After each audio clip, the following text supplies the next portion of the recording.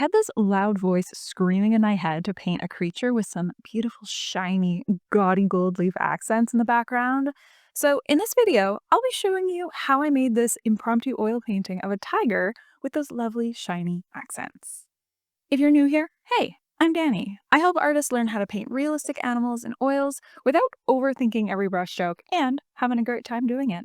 By the way, if fur gives you trouble, grab my free guide, The Fur Fix. It breaks down 5 keys to painting more realistic animal fur. Links below. So, this is one of those pieces where I was just struck by inspiration. I was like, I just need to paint something right now with some gold leaf. And when stuff like this hits you, you want to move fast, right? So, I'm an oil painter, but oils take a long time to dry, and I really wanted to get working on this. So, I started off with a quick background with acrylic paint because we dry super fast. And yeah, so I had no idea what I wanted to go with here, but I just knew I wanted something. So, got a cool textural background. Then I applied my sketch to my surface here once it was totally dry. And now I'm going in with the magic sauce.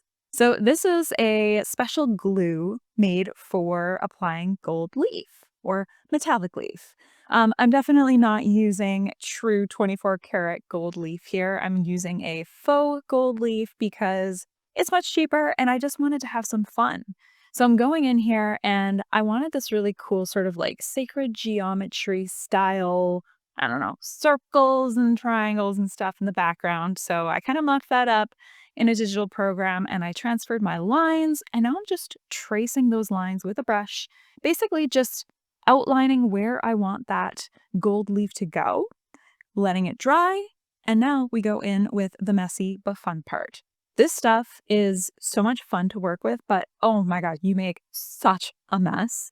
And I always forget to turn off my air conditioning. So whenever I tend to do this, it always seems like you forget a fan on or your like air conditioning kicks on. And then all of a sudden you have this like little explosion of all of these gold leaf bits flying everywhere because these things fly. I have to take so much care to try and clean my workstation after applying gold leaf. You know what? If you got a little bit of gold leaf floating around your house, I think there's worse things to, have. I always feel a little more bedazzled after this because, yeah, I find that little flakes of this gold leaf just stuck everywhere in my home, all over me, my dogs, my workstation.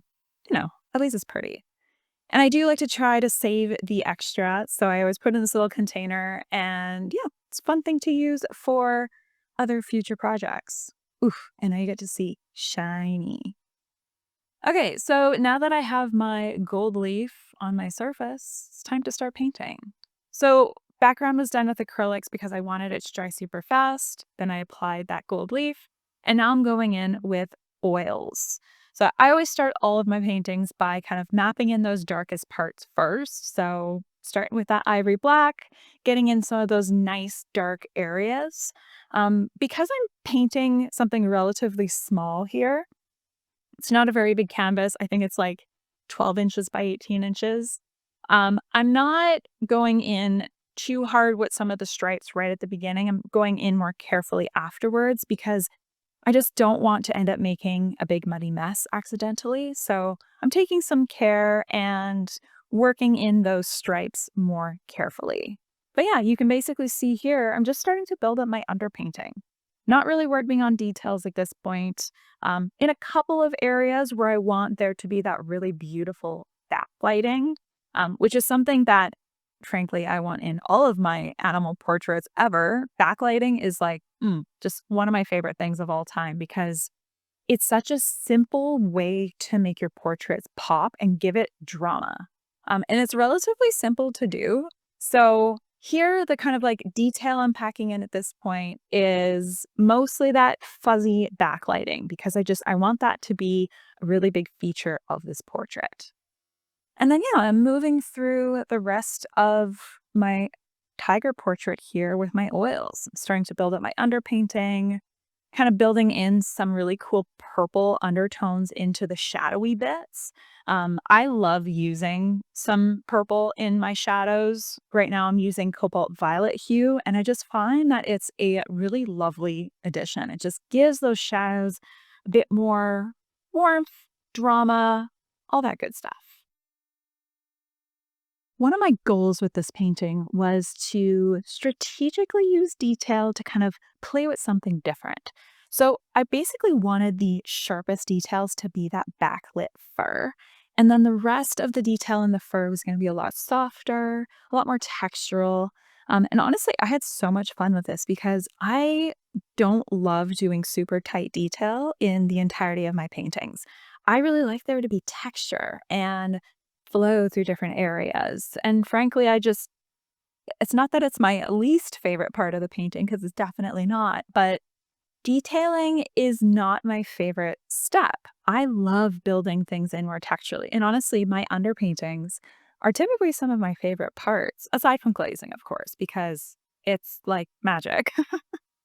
But here I wanted to focus on sort of like chunkier bits of fur, which I had a lot of fun doing here. I'm kind of using these brushes, the very tips of those bristles, to kind of build up a little bit of that fur texture without going into super tight detail, except for a few strategic areas.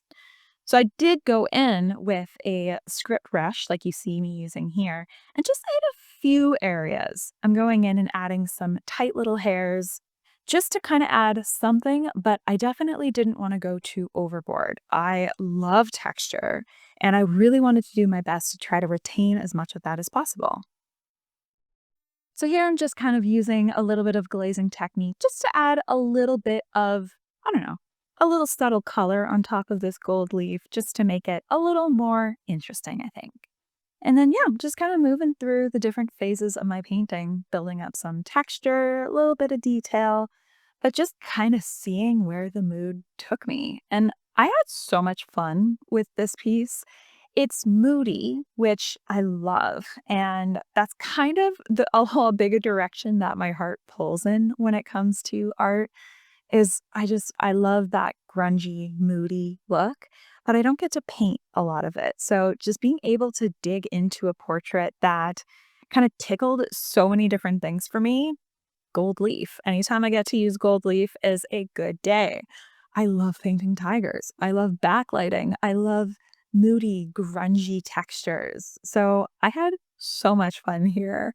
And I kind of want to keep doing more portraits like this. It was just such a blast.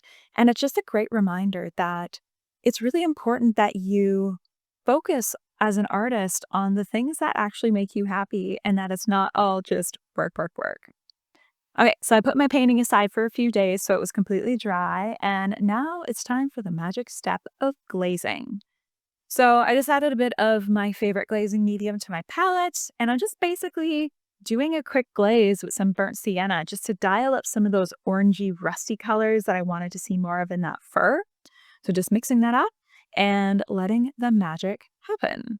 Ugh, so already you can just see those couple brush strokes and it just adds so much vibrancy to that fur without obstructing any of that hard work below. It just looks so juicy. I could just watch this all day. Leave me a comment if you've ever tried using a glazing technique, whether that be with oils or acrylics. It is one of my favorite techniques of all time. So I get so excited when I hear other artists talk about it too.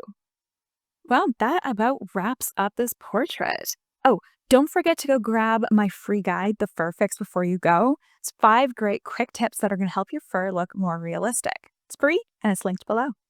All right, thank you guys so much for watching, and I will see you in the next video.